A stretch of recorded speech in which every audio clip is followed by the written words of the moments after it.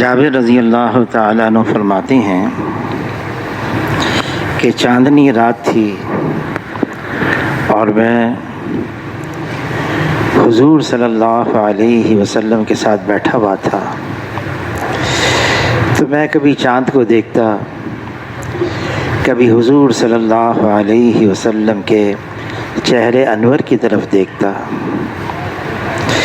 یہ میں نے کئی دفعہ کیا، پھر آخر میرے دل نے یہ آواز نکالی کہ حضور صلی اللہ علیہ وسلم کا چہرہ مبارک زیادہ حسین ہے، زیادہ جمیل ہے اور زیادہ منور ہے۔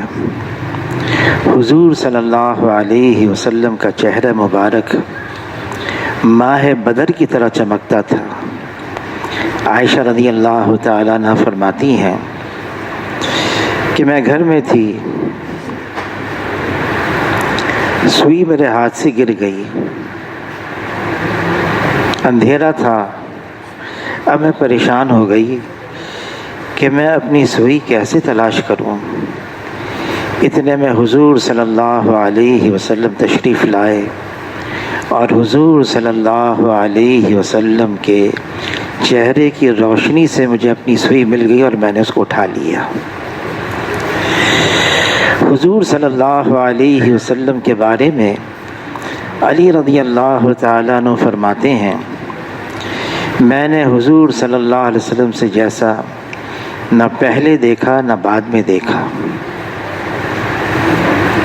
عائشہ رضی اللہ تعالیٰ عنہ فرماتی ہیں کہ حضور صلی اللہ علیہ وسلم کے حسن و جمال کو اللہ نے بشریت میں ڈھانپ رکھا تھا، اگر ایسا نہ کرتے تو کوئی حضور صلی اللہ علیہ وسلم کی طرف دیکھنے کی تاب نہ لا سکتا تھا۔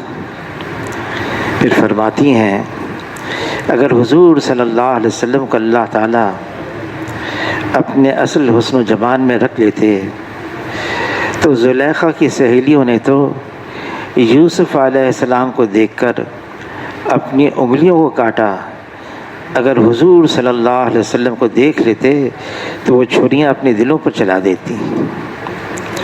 حضور صلی اللہ علیہ وسلم کا چہرہ مبارک چمکدار تھا اور حسن رضی اللہ تعالیٰ عنہ نے، حسین رضی اللہ تعالیٰ عنہ نے اپنے ماموں سے پوچھا، آپ ہمیں حضور صلی اللہ علیہ وسلم کا حسن و جمال تو بتائیں کیسا تھا؟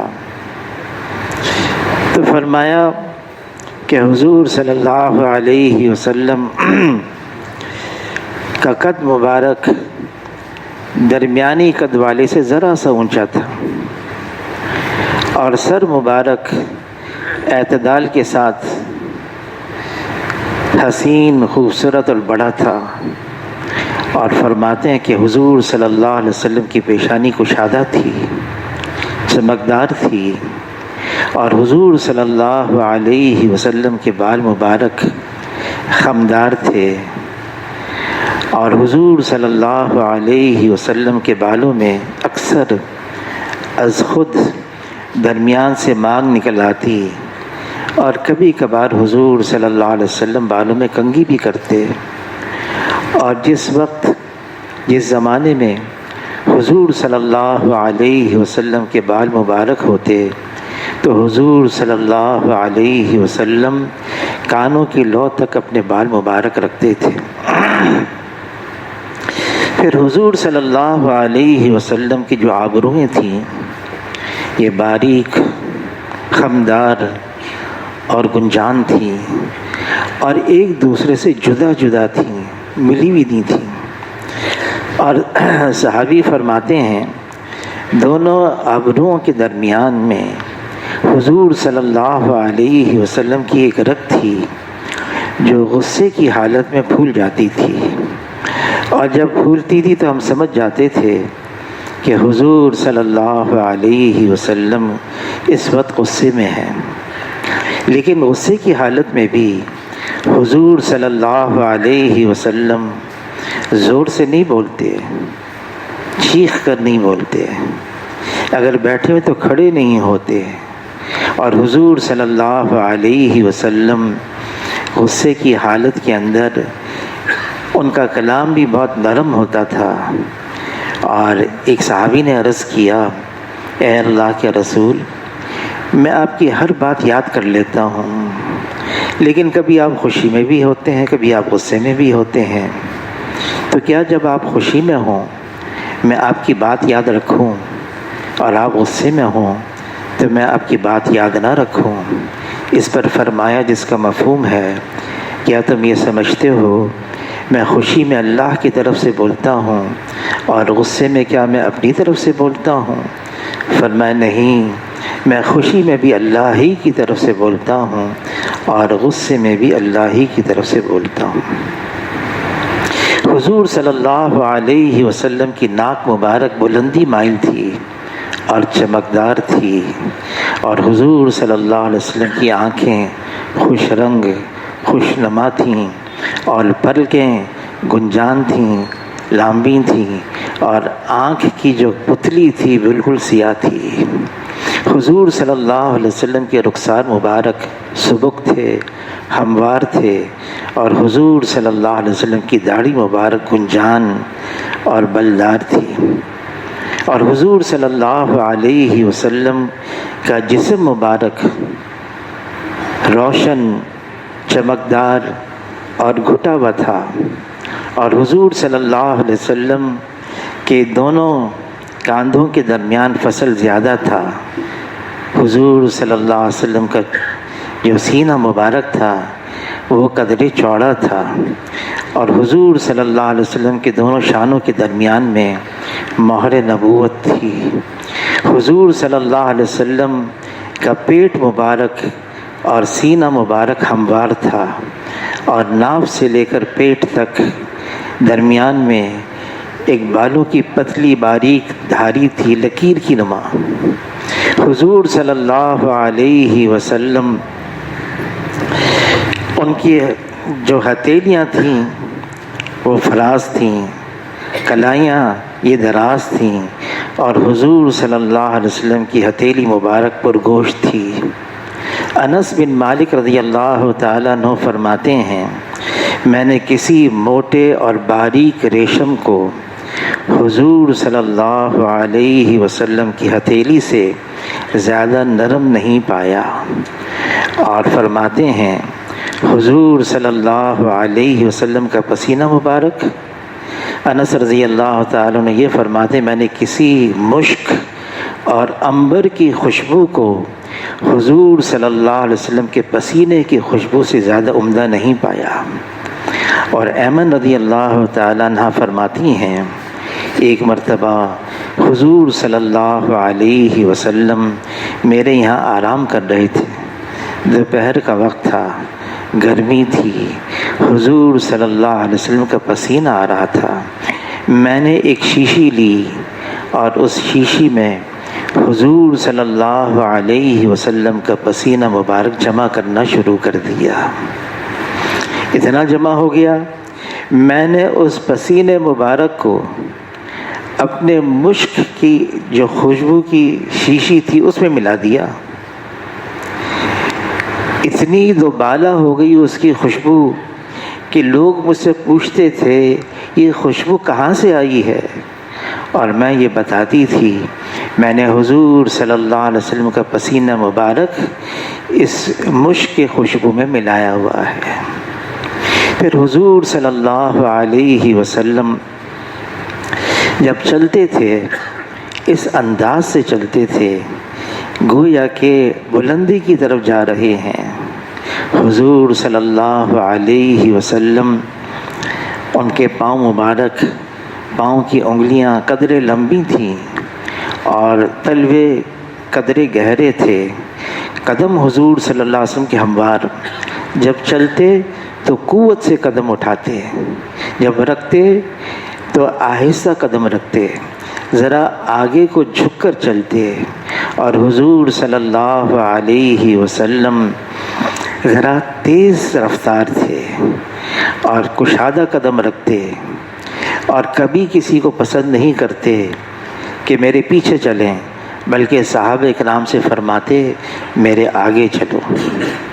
ایک دفعہ مولانا یوسف بن نوری صاحب رحمۃ اللہ علیہ جامع الازہر گئے، کسی مسئلے پر بحث تھی، طویل بحث تھی۔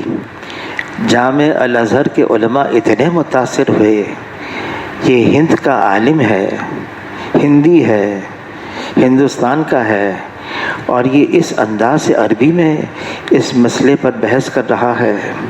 خیر جب بحث مکمل ہو گئی تو علماء حضرات وہاں کے مصر کے انہوں نے یوں درخواست کی مولانا یوسف بن نوری صاحب رحمۃ اللہ علیہ سے، ہم آپ کو یہاں کی اعزازی سند دینا چاہتے ہیں جامع الازہر کی۔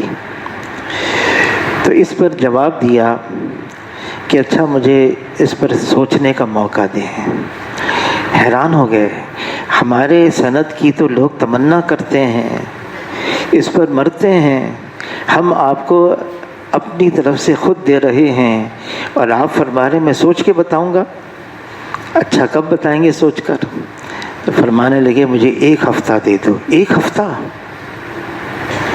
آپ تھوڑی دیر میں بتا دیں، چلیں کل بتا دیں۔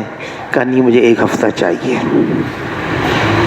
1 ہفتے کے بعد مولانا یوسف بن نوری صاحب رحمۃ اللہ علیہ سے جامع الازہر کے علماء نے پوچھا آپ نے کیا سوچا؟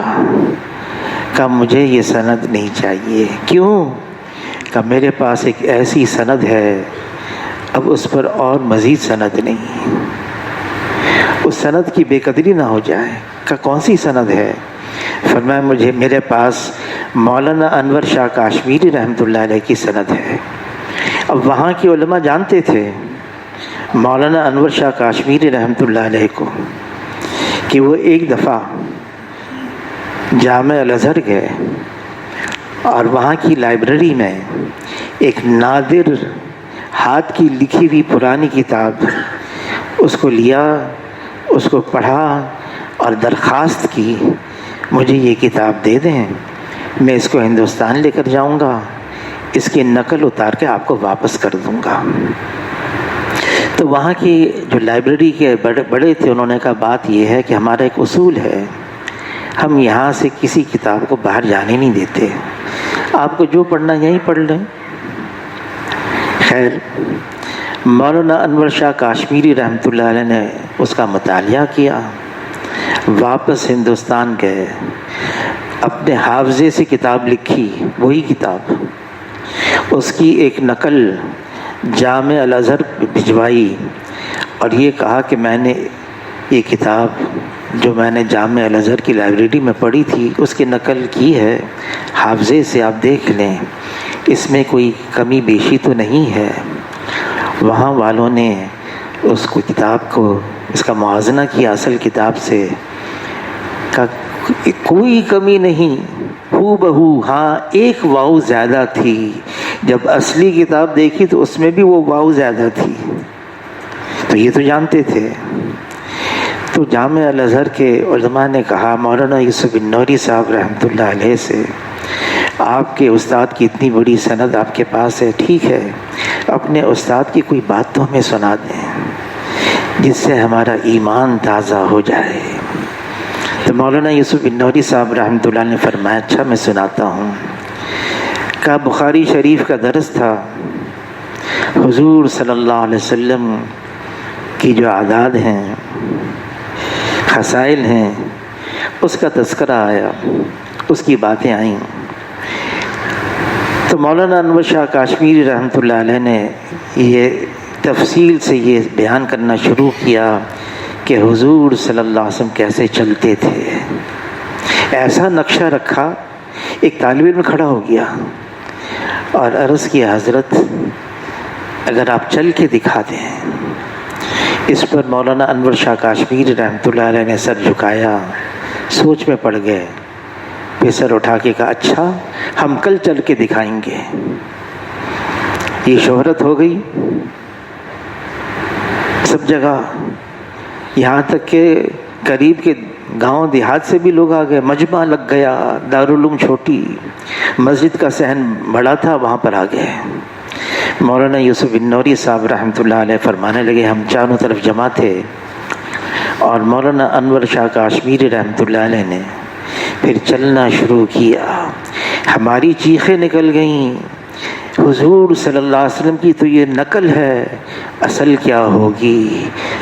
صحابہ اکرام نے درخواست کی جناب رسول اللہ صلی اللہ علیہ وسلم سے، ہم آپ کے پیچھے اس لیے چلنا چاہتے ہیں، ہم آپ کو چلتا ہوا دیکھنا چاہتے ہیں۔ تو حضور صلی اللہ علیہ وسلم نے فرمایا نہیں، میں پھر بھی اس بات کو پسند کرتا ہوں، میں سب سے پیچھے رہوں۔ پھر حضور صلی اللہ علیہ وسلم کے جو اخلاق تھے، عائشہ رضی اللہ تعالیٰ عنہا فرماتی ہیں حضور صلی اللہ علیہ وسلم کا خلق قرآن پر تھا کہ اللہ تعالیٰ نے کلام پاک میں حضور صلی اللہ علیہ وسلم کے اخلاق کی قسم کھائی ہے، انک لعلی خلق عظیم۔ عظیم اخلاق تھے حضور صلی اللہ علیہ وسلم کے۔ جنتی جنت میں جائے گا، علماء حضرات فرماتے ہیں قدم اس کو قد ملے گا آدم علیہ السلام کا 60 فٹ کا قد، اس کو آواز ملے گی داؤد علیہ السلام جیسی۔ چرند پرندے جب داؤد علیہ السلام اللہ کے کلام کو پڑھتے تھے تو یہ بھی رک جاتے تھے سننے کے لیے۔ پھر حسن ملے گا یوسف علیہ السلام جیسا۔ مشہور ہے ان کے بارے میں کہ اللہ نے جب حسن بنایا، آدھا حسن یوسف علیہ السلام کو دے دیا اور آدھا حسن باقی دنیا میں تقسیم کر دیا، اور اس کو جوانی ملے گی عیسیٰ علیہ السلام جیسی، اور اخلاق ملیں گے جناب رسول اللہ صلی اللہ علیہ وسلم جیسے۔ حضور صلی اللہ علیہ وسلم کے جو اخلاق تھے، کسی کی سے بات کرتے تو صرف گردن نہیں موڑتے تھے، بلکہ حضور صلی اللہ علیہ وسلم پورا جسم اس کی طرف مڑتے تھے۔ گردن مبارک حضور صلی اللہ علیہ وسلم کی ایسی خوبصورت، ایسی نازک تھی کہ کسی نے یوں کہا، یوں معلوم ہوتا تھا جیسے دست قدرت نے اپنے ہاتھ سے حضور صلی اللہ علیہ وسلم کی گردن مبارک تراشی ہے، لیکن سارا بدن اس جس مخاطب کی طرف متوجہ ہو جاتے ہیں۔ پھر حضور صلی اللہ علیہ وسلم جس سے بات کرتے، حضور کے الفاظ اتنے نرم، اتنے اچھے، اتنے میٹھے، اور حضور صلی اللہ علیہ وسلم کی زبان ایسی نرم ہوتی کہ سامنے والا شروع میں کوئی آتا نا حضور کے پاس تو حضور کی ہیبت سے مروب ہو جاتا۔ بخاری شریف کی حدیث ہے کہ اللہ نے حضور صلی اللہ علیہ وسلم کو اتنا روب دیا تھا، کوئی 1 مہینہ پیدل چلتا رہے جہاں تک پہنچے حضور صلی اللہ علیہ وسلم کا روب وہاں تک پہنچتا تھا۔ پھر اللہ نے یہ بات فرمائی، اگر ہم آپ کو نرم نہ بناتے، ایسا نہ بناتے تو کوئی آپ کے قریب ہمت نہیں کرتا آنے کی۔ تو کوئی آتا حضور کے پاس، پہلی دفعہ آتا، حضور صلی اللہ علیہ وسلم اس کی ہیبت کھا جاتا ہے، لیکن جب اٹھتا حضور صلی اللہ علیہ وسلم کے پاس سے تو حضور کی محبت سے سرشار ہو جاتا، سرشار رہتا۔ حضور صلی اللہ علیہ وسلم کی محبت صحابہ کرام میں ایسی تھی کہ علی رضی اللہ تعالیٰ عنہ فرماتے ہیں حضور سے محبت تو ہمیں اپنے ماں باپ سے، اپنی اولاد سے، شدت کی پیاس میں ٹھنڈے پانی سے بھی زیادہ تھی۔ حضور صلی اللہ علیہ وسلم سے ایسی محبت۔ عمر رضی اللہ تعالیٰ فرماتے ہیں یہ تو ہماری محبت ہی عام لوگوں کی، کہا مدینہ منورہ میں خلیفہ وقت ہیں عمر رضی اللہ تعالیٰ عنہ، گلیوں میں گشت کر رہے، رات کا وقت ہے، ایک گھر سے چراغ کی روشنی نظر آئی، قریب گئے تو دیکھا ایک بوڑھی عورت ہے اور اون کاٹ رہی ہے اور اشعار پڑھ رہی ہے اور حضور صلی اللہ علیہ وسلم پر درود و سلام پڑھ رہی ہے۔ پھر اشعار کے انداز میں اس نے یوں کہا کہ موت تو مختلف حالت میں آتی ہے، نہ جانے میں حضور صلی اللہ علیہ وسلم سے کبھی ملاقات بھی کر سکتی ہوں یا نہیں کر سکتی، پتہ نہیں میری موت کس حالت میں آئے۔ اگر ایسی حالت میں نہ آئے تو میں کیسے حضور صلی اللہ علیہ وسلم کو زیارت کر سکتی ہوں؟ یہ سن کر عمر رضی اللہ تعالیٰ عنہ بیٹھ گئے، سر پکڑ کے رونے لگے، کہنے لگے اس بوڑھی عورت کی اتنی محبت ہے حضور صلی اللہ علیہ وسلم سے۔ ایک صحابی نے عرض کیا، اللہ کے رسول قیامت کب آئے گی؟ تو فرمایا قیامت کے لیے تم نے کتنے اعمال تیار کر رکھے ہیں؟ عرض کیا اللہ کے رسول بہت ساری نمازیں، روزے، صدقے نہیں ہیں، ہاں البتہ اللہ اور اللہ کے رسول کی محبت ہے۔ اس پر فرمایا جس کا مفہوم ہے جس سے تم یہاں محبت کرتے ہو حشر میں انہی کے ساتھ ہوگے۔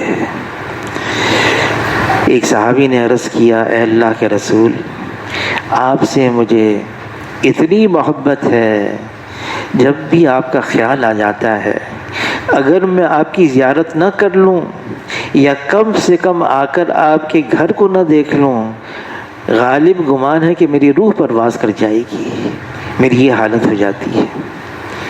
پھر حضور صلی اللہ علیہ وسلم کے جو اخلاق تھے، حضور صلی اللہ علیہ وسلم پڑوسیوں کا خیال رکھتے تھے، بیواؤں کا سہارا تھے، یتیموں کے والی تھے، بے کسوں کے لیے امید تھے۔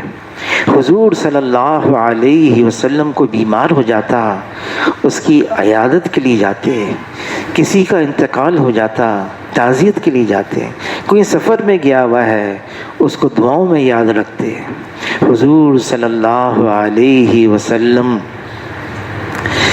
کسی بھی مخاطب کی دل آزاری نہیں فرماتے تھے، کبھی بھی دل آزاری نہیں فرماتے۔ کوئی مانگنے والا آتا کبھی اس کو نہ نہیں کہتے، ہوتا دے دیتے، نہیں ہوتا انتظام کرتے، کبھی کسی سائل کو خالی نہیں لوٹایا۔ حضور صلی اللہ علیہ وسلم کوئی پریشان حال آتا اس کو تسلی دیتے، کوئی نا امید ہو جاتا اس کو امید دلاتے، اس کا حوصلہ بڑھاتے، اس کو پر امید کرتے۔ حالانکہ عائشہ رضی اللہ تعالیٰ عنہ فرماتی ہیں کہ حضور صلی اللہ علیہ وسلم اکثر غم زدہ رہتے تھے، اکثر فکر مند رہتے تھے، آخرت کی بھی فکر، امت کی بھی فکر۔ عائشہ رضی اللہ تعالیٰ عنہ فرماتی ہیں اس غم کے اندر میرے بعد میری امت کا کیا ہوگا؟ ایسا روتے کہ ان کے سینے مبارک میں سے ایسی آواز آتی جیسی ابلتی ہوئی ہنڈیاں میں سے آواز آتی ہے۔ ایک مرتبہ حضور صلی اللہ علیہ وسلم گھر تشریف لائے، عائشہ رضی اللہ تعالیٰ عنہ انتظار کی شکل بنائی ہوئی ہے، استقبال کی۔ حضور صلی اللہ علیہ وسلم یہ دیکھ کر عائشہ رضی اللہ تعالیٰ عنہ کو دعا دی، اے عائشہ اللہ تعالیٰ تمہارے تمام اگلے پچھلے گناہوں کو معاف کر دے۔ عائشہ رضی اللہ تعالیٰ عنہ اتنی خوش ہوئیں کہ خوشی کے مارے کھڑی نہ ہو سکیں، گر گئیں۔ حضور صلی اللہ علیہ وسلم نے پوچھا، عائشہ کس بات سے اتنی خوش ہوئی ہو؟ عرض کیا، اے اللہ کے رسول آپ نے مجھے اتنی بڑی دعا دے دی، اللہ تعالیٰ میرے تمام اگلے پچھلے گناہوں کو معاف کر دے۔ حضور صلی اللہ علیہ وسلم نے فرمایا، عائشہ میں اپنی ساری امت کے لیے روزانہ ہر نماز کے بعد یہ دعا مانگتا ہوں، ساری امت کے لیے۔ حشر کے میدان میں جب کہ نفسی کا عالم ہوگا، نفسی پکار رہے ہوں گے، وہاں حضور صلی اللہ علیہ وسلم کی زبان مبارک پر یا رب امتی امتی ہوگا۔ عرض کیا، اے اللہ کے رسول دنیا میں ہم آپ سے محبت کرتے ہیں، آپ ہم سے محبت کرتے ہیں، لیکن حشر کے میدان میں آپ تو تخت محمود پر ہوں گے، ہمارا کیا بنے گا؟ فرمایا نہیں، 3 جگہوں میں سے ایک جگہ پر آ کے مجھے دیکھ لینا، میں تمہیں مل جاؤں گا۔ کہ یا تو میں حوض کوثر پر اپنی امت کو جام کوثر پلا رہا ہوں گا، یا میں میزان کے کنارے اپنی امت کے نیکیوں کے پلڑے کو چھکوا رہا ہوں گا، یا پل صراط کے کنارے میں اپنی امت کو جنت کے راستے میں جاتا ہوا دیکھ رہا ہوں گا۔ 3 جگہوں میں سے ایک جگہ تلاش کر لیں۔ حضور صلی اللہ علیہ وسلم مجلس میں ہوتے، مجلس میں ہر ایک کو پورا حصہ دیتے، ہر ایک کی طرف توجہ فرماتے، یہاں تک کہ ہر ایک یوں سمجھتا کہ حضور صلی اللہ علیہ وسلم سب سے زیادہ میری طرف متوجہ ہیں۔ حضور صلی اللہ علیہ وسلم کے اسی مجلس میں آتے تو جہاں جگہ ملتی وہیں بیٹھ جاتے، کبھی صدر مقام کی طرف قصد نہیں فرمایا کہ میں یہاں پر آگے بیٹھا، کبھی ایسا نہیں ہوا، جہاں جگہ مل گئی۔ ایک دفعہ سفر میں تھے، پڑاؤ ڈالا، حضور صلی اللہ علیہ وسلم کے سامنے بات آئی، بکری ذبح کریں گے، کھانا کھائیں گے، گوشت پکائیں گے۔ تو ایک صحابی نے عرض کیا، اللہ کے رسول میں اس بکری کو ذبح کروں گا۔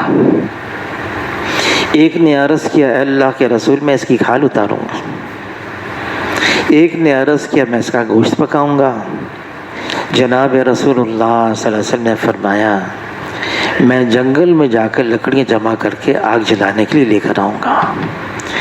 عرض کیا، اللہ کے رسول یہ کام بھی ہم کریں گے؟ فرمایا، میں جانتا ہوں یہ کام تم کر سکتے ہو، کرو گے، لیکن میں یہ چاہتا ہوں میں کسی سے بالا تر نہ ہوں، میری کوئی ممتاز حیثیت نہ ہو، میں سب کے ساتھ مل کر رہوں۔ پھر حضور صلی اللہ علیہ وسلم کھڑے ہوئے اور لکڑیاں جمع کر کے لے کر آئے، جن لکڑیوں سے آگ جلائی گئی اور گوشت پکایا گیا۔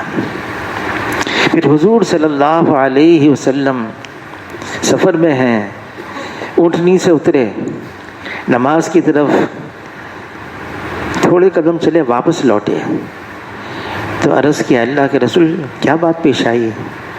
کوئی چیز بھول گئے؟ کیا بات پیش آئی؟ فرمایا، نہیں، مجھے خیال آیا میں اپنی اونٹنی کے پاؤں باندھ دوں۔ تو عرض کیا، اللہ کے رسول یہ بھی ہم کر لیں گے، آپ فکر نہ کریں، یہ ہم کر لیتے ہیں۔ تو حضور صلی اللہ علیہ وسلم نے فرمایا، نہیں، میں اس بات کو پسند کرتا ہوں کہ میں اپنا کام خود کروں، کسی سے کوئی خدمت نہ لوں، کسی سے کوئی خدمت نہ لوں، میں اپنا کام خود کروں۔ امت کو ترغیب دی ہے یہ۔ عائشہ رضی اللہ تعالیٰ عنہ فرماتی ہیں، حضور صلی اللہ علیہ وسلم نے حقوق اللہ میں بھی اور حقوق العباد میں ایسا توازن قائم کیا تھا۔ فرماتی ہیں عائشہ رضی اللہ تعالیٰ عنہ، حضور صلی اللہ علیہ وسلم ہمارے ساتھ گھر میں ایسا گھل مل کر رہتے تھے۔ ہمارے میں یہ صحیح ہے، گھل مل کر رہنا گھر والوں کے ساتھ۔ فرمایا جناب رسول اللہ صلی اللہ علیہ وسلم نے، تم میں سب سے بہتر وہ ہے جو اپنے گھر والوں کے لیے اچھا ہو، اور میں تم سب میں اپنے گھر والوں کے لیے سب سے زیادہ اچھا ہوں۔ عائشہ رضی اللہ تعالیٰ عنہ فرماتی ہیں، گھر کے کام میں ہاتھ بٹاتے تھے جناب رسول اللہ صلی اللہ علیہ وسلم، لیکن یہ بھی فرماتی ہیں بلال کی آواز آ جاتی اذان کی، اللہ اکبر اللہ اکبر، پھر حضور صلی اللہ علیہ وسلم ایسے ہو جاتے جیسے ہمیں پہچانتے ہی نہیں، اور ہمارے درمیان میں سے ایسے نکل جاتے جیسے ہم سے کوئی واسطہ ہی نہیں۔ حضور صلی اللہ علیہ وسلم نے کبھی بھی کھانے میں عیب نہیں نکالا، کبھی بھی پسند ہوا نوش فرما لیا، رغبت نہ ہوئی چھوڑ دیا، نعمت کتنی ہی مختصر ہو حضور صلی اللہ علیہ وسلم اس کی قدر کرتے تھے۔ اور عائشہ رضی اللہ تعالیٰ عنہ فرماتی ہیں، حضور صلی اللہ علیہ وسلم جب کھانا نوش فرماتے تو زمین پر دسترخوان بچھاتے، اس پر کھانا رکھتے، پہلے خود تشریف رکھتے، پھر کھانا لایا جاتا، پھر کھانا نوش فرماتے ہیں۔ اور کسی نے اتنا کہہ دیا، اے اللہ کے رسول، اگر ہم ایک ایسی اونچی جگہ بنا لیں جس پر آپ کے لیے کھانا رکھیں، آپ کے لیے سہولت رہے، تو حضور صلی اللہ علیہ وسلم نے فرمایا جس کا مفہوم ہے، میں تو یہ چاہتا ہوں میں اللہ کے سامنے ایسا عاجز غلام بن کر کے کھانا کھاؤں جیسے کوئی عاجز غلام ہوتا ہے، اس کو زمین پہ دسترخوان بچھا کے کھانا رکھوں۔ پھر حضور صلی اللہ علیہ وسلم کیسے کھاتے تھے؟ عائشہ رضی اللہ تعالیٰ عنہا فرماتی ہیں، ہم ایک چاند دیکھتے، پھر ایک چاند دیکھتے، پھر ایک چاند دیکھتے، لگاتار 2 مہینے لگاتار کھانا پکانے کے لیے گھر میں آگ جلانے کی نوبت نہیں آتی تھی کہ کچھ ہوتا نہیں تھا پکانے کے لیے۔ تو کسی نے کہا پھر کیسے گزر اوقات ہوتے؟ فرماتی اسودان، کھجور اور پانی۔ اور عائشہ رضی اللہ تعالیٰ عنہ فرماتی کبھی بھی حضور صلی اللہ علیہ وسلم نے اس کو پیٹ بھر کر نہیں کھایا، اگر صبح کو کچھ کھا لیتے پھر شام کو نہیں کھاتے تھے، شام کو کھا لیتے پھر صبح کو نہیں کھاتے تھے۔ کم کھانا یہ عبادت بنا دی، کم کھانا عبادت ہے، پیٹ بھر کے کھانا یہ خلاف سنت ہے۔ اور حیات الصحابہ میں لکھا ہے کہ دن میں 1 دفعہ سے زیادہ کھانا بدعت ہے۔ اور عائشہ رضی اللہ تعالیٰ عنہ فرماتی، حیات الصحابہ میں لکھا ہے کہ سب سے پہلی بدعت جو امت میں شروع ہوئی وہ 2 وقت کھانے کی ہوئی۔ حضور صلی اللہ علیہ وسلم جامع الکلام تھے، حضور صلی اللہ علیہ وسلم بات فرماتے، مختصر ہوتی لیکن جامع ہوتی، مختصر بات ہوتی، بہت لمبی چوڑی نہیں۔ ایک صحابی آئے، عرض کیا اللہ کے رسول مجھے آپ کوئی نصیحت فرمائیں، لیکن جیسے آپ مختصر کرتے ہیں مختصر نصیحت فرمائیں۔ مختصر بات آدمی کو یاد بھی رہتی ہے، بہت لمبی چوڑی بات ہو نا، بہت لمبی چوڑی۔ اب رائے میں ہمارے ایک استاد مولانا عبد الرحمن صاحب کا انتقال ہو گیا، تو میں نے فون کیا، تو مولوی صاحب سے میں نے ٹیلی فون میں بات کی، تعزیت بھی کی۔ میں نے کہا کہ صبح کا بیان آپ کا تھا؟ کہاں؟ میں نے کہا آپ تو حسب معمول بہت لمبا بیان کرتے ہیں، اتنا جلدی آپ نے فون کیسے اٹھا لیا؟ کہا میں نے مختصر بات کی۔ حضور صلی اللہ علیہ وسلم کی بات مختصر لیکن جامع ہوتی تھی۔ تو جب صحابی نے عرض کیا آپ کوئی مختصر نصیحت فرمائیں، فرمایا لا تکذب، اتنی مختصر سی بات، لا تکذب، غصہ مت کرنا، لا تکذب، غصہ مت کرنا، مختصر بات۔ حاجی عبد الوہاب صاحب آخری وقت تھا، تو میں نے حاجی صاحب سے فرمایا، عرض کیا، میں نے کہا حاجی صاحب کچھ نصیحت تو فرمائیں۔ تو حاجی صاحب نے بہت مختصر بات کی کہ بس یہ مانگتے رہنا، اے اللہ جو آپ کی منشا ہے اس کے مطابق مجھے کرنے کی توفیق عطا فرما دے۔ مختصر بات۔ ایک دفعہ آئرلینڈ سے واپس ہوئی، جماعت سے واپسی ہوئی، تو حاجی صاحب نے پوچھا کتنا کون سا مجمع آیا ہوا ہے، اتنا مجمع جو آیا ہوا ہے؟ تو میں نے عرض کیا کہ یہ جو جتنے شورا کے احباب ہیں نا پورے پاکستان کے، ان کو جمع کیا ہے۔ تو حاجی صاحب نے فرمایا بس میری طرف سے اتنی بات کہہ دینا، آدمی چھوٹا بن کر چلتا رہے، اتنی بات کی، آدمی چھوٹا بن کر چلتا رہے۔ دین کی بات بھی ہو مختصر، حضور صلی اللہ علیہ وسلم بہت ہی مختصر بات فرماتے، جامع ہوتی۔ ایک دفعہ کیا ہوا، ہم میڈیکل کالج میں پڑھتے تھے، تو ایک ساتھی تھے، کلاس فیلو تھے، ذرا بہت ہی تیز ترار تھے، سمجھدار بھی تھے، ان کی پوزیشن بھی آتی تھی، تو ہم اس کو ترغیب دے کر سحر روزہ میں 3 دن کے لیے لے کر گئے۔ 3 دن میں ماشاءاللہ ذہن اللہ نے ایسا دیا، خوب جذبہ بنا۔ پھر ہم حیدرآباد جامشورو میں میڈیکل کالج تھا، حیدرآباد میں ہسپتال تھا، سول ہسپتال، وہاں مریضوں کو آ کے دیکھتے، اور پھر وہاں سے پھر ہم واپس جاتے جامشورو۔ آدھے گھنٹے کا سفر تھا بس کا. تو وہ میرے پیچھے بیٹھے تھے، ماشاءاللہ سے روزہ لگایا، خوب جذبہ تھا. ان کے برابر جو بیٹھے تھے ان کو دعوت دے رہے تھے، تو میں بھی سننے لگا، تھوڑا سا مڑ کے ان کی طرف دیکھنے بھی لگا. تو دعوت دیتے دیتے جس کو دعوت دے رہی تھی اس کو چھینک آ گئی. جب ان کو چھینک آ گئی تو یہ صاحب جو دعوت دے رہے تھے کہ جلدی سے الحمدللہ کہو، الحمدللہ. تو انہوں نے الحمدللہ کہا. پھر جو دعوت دینے والے صاحب تھے انہوں نے کہا یرحمک اللہ. کہنے کا اب اس کا جواب دو تم، یہدیکم اللہ یصلح بالکم. تو وہ بیچارہ نیا آدمی اس نے ہاتھ جوڑ کے کہا اچھا آئندہ سے میں تمہارے سامنے چھینک نہیں ماروں گا.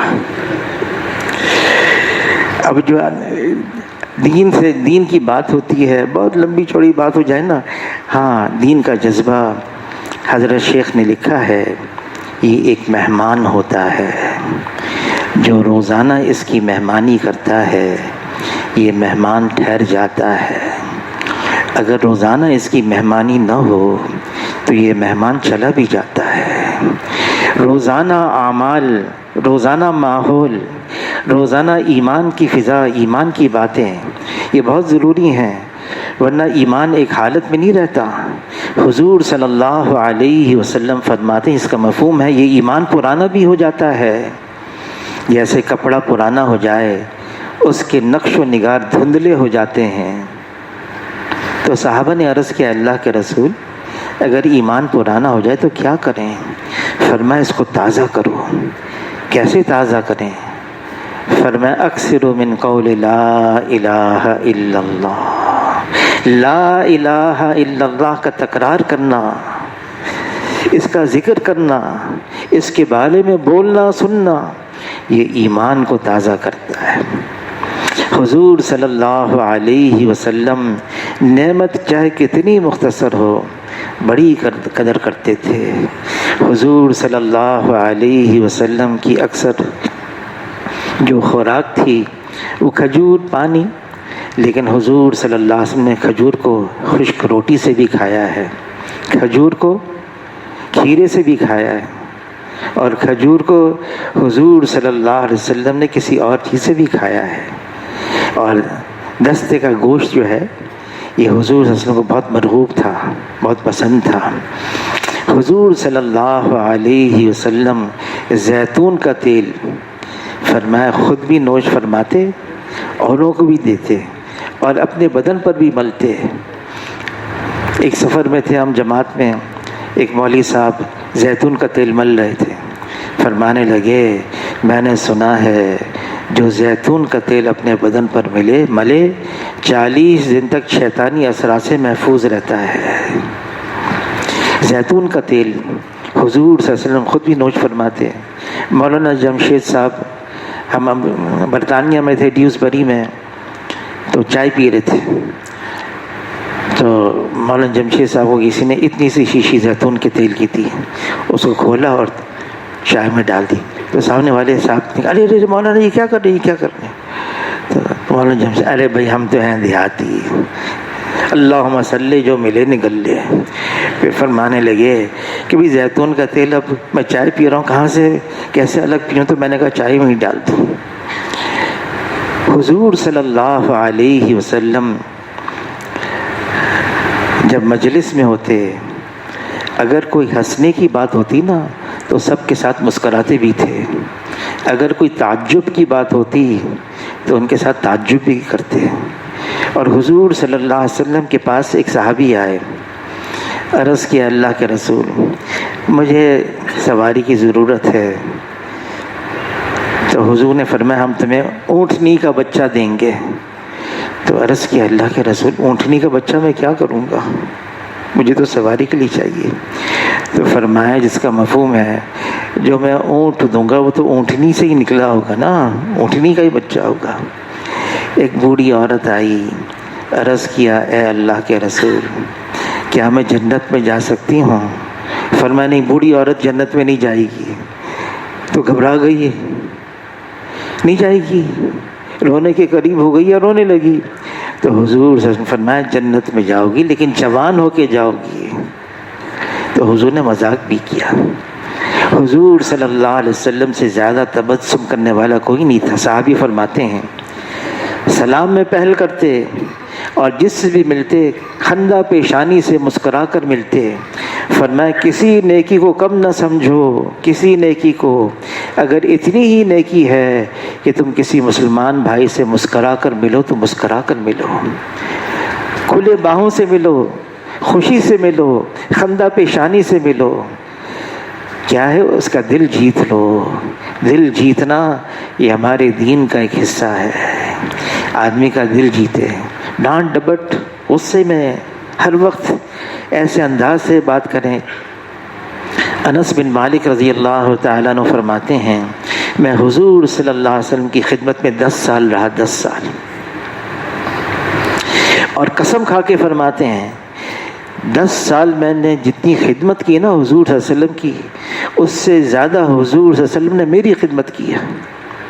اور فرماتے میری عمر چھوٹی تھی، 10 برس کی عمر تھی جب میں حضور کی خدمت میں گیا، اور میں بڑی غلطی کرتا تھا۔ کبھی ایسا نہیں ہوا کہ حضور صلی اللہ علیہ وسلم نے اف تک کہا ہو، یا کوئی ناگواری کا لفظ کہا ہو، یا کوئی کلمہ کہا ہو۔ یہ بھی نہیں کہا ایسا کیوں کیا، ایسا کیوں نہیں کیا، یہ بھی نہیں کہا کبھی۔ کیا ہے؟ دل جیتے تھے ہر ایک کا۔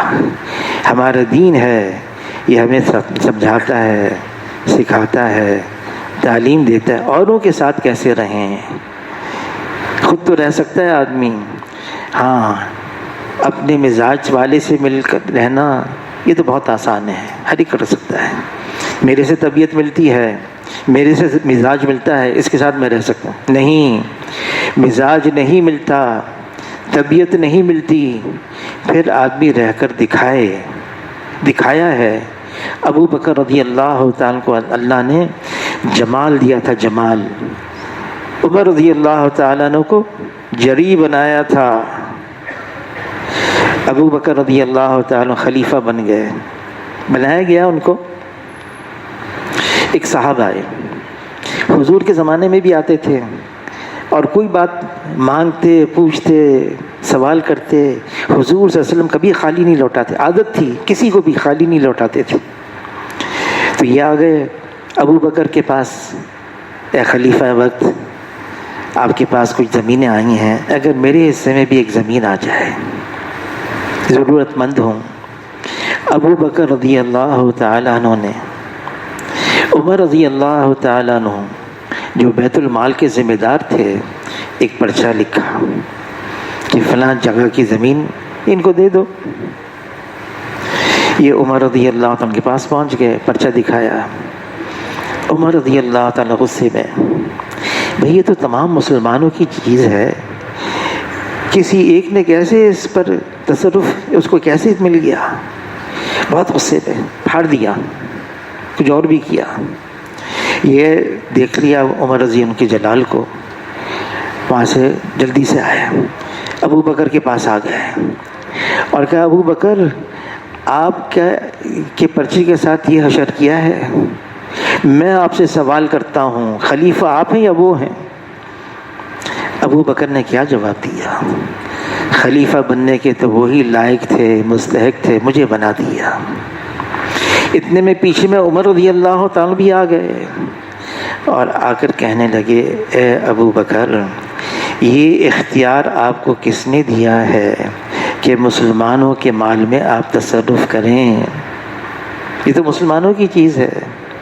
اس پر ابو بکر نے کہا، فرمایا، یوں فرمایا، اے عمر میں تو پہلی کہتا تھا امیر بننے کے تم ہی لائق ہو، مستحق ہو، کیوں مجھے بنا دیا؟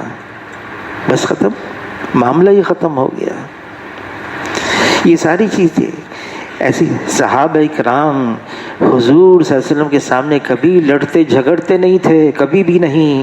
حضور صلی اللہ علیہ وسلم بات فرماتے ایسے خاموش ہو جاتے، بلکہ ساکت ہو جاتے، ایسے ساکت ہو جاتے، کتابوں میں لکھا ہے گویا کہ ان کے سروں پر پرندے بیٹھے ہوئے ہیں، ذرا جنبش ہو پرندہ اڑ جائے گا، ایسے ساکت ہو جاتے۔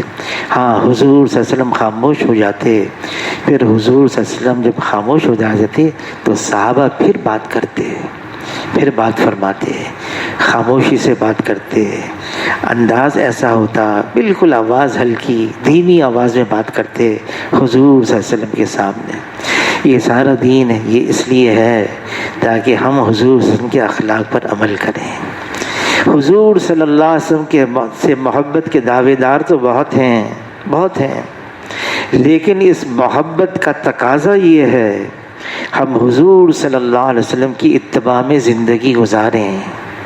اللہ تعالیٰ یوں فرماتے ہیں کہ ان کنتم تحبون اللہ، اگر تم کہتے ہو تم اللہ سے محبت کرتے ہو، فاتبعونی، تم حضور صلی اللہ علیہ وسلم کا اتباع کرو، تم حضور صلی اللہ علیہ وسلم کے پیچھے چلو، ظاہر ہو، نظر آئے کہ ہاں تم حضور صلی اللہ علیہ وسلم کے امتی ہو، نظر آئے ہمارا ظاہر بھی، ہمارا باطن بھی، ہمارے حرکات بھی، ہمارے اعمال بھی۔